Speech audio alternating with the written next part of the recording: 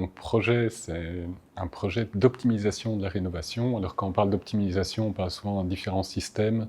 Moi, c'est vraiment l'évaluation et la valorisation de ce qui existe déjà dans les maisons. Et donc plus particulièrement, c'est toutes les maisons de type ouvrière qui sont compactes, déjà très performantes d'un point de vue énergétique. Et donc l'idée, c'est comment est-ce qu'on peut aller un cran plus loin et valoriser justement ce type d'habitation en prenant en compte des calculs plus détaillés et surtout en valorisant ces calculs au niveau du certificat énergétique qui est souvent le premier regard qu'on peut porter sur un bâtiment et celui qu'on va pouvoir valoriser auprès des banques et d'une manière officielle.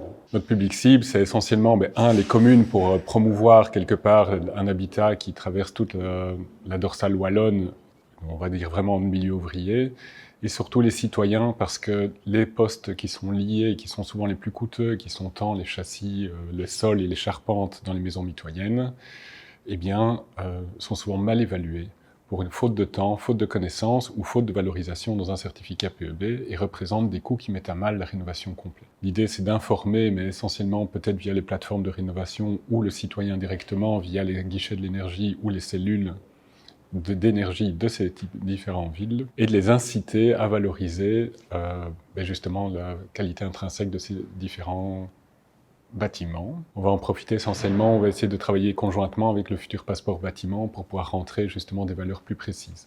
La plus-value, c'est qu'on va sortir du cadre énergie, on va surtout s'inspirer au cadre de risque en rénovation. Et du coup, ce qui est un peu innovant, c'est de se dire on va analyser sur un faisceau de preuves quelle est la pertinence des choix de rénovation.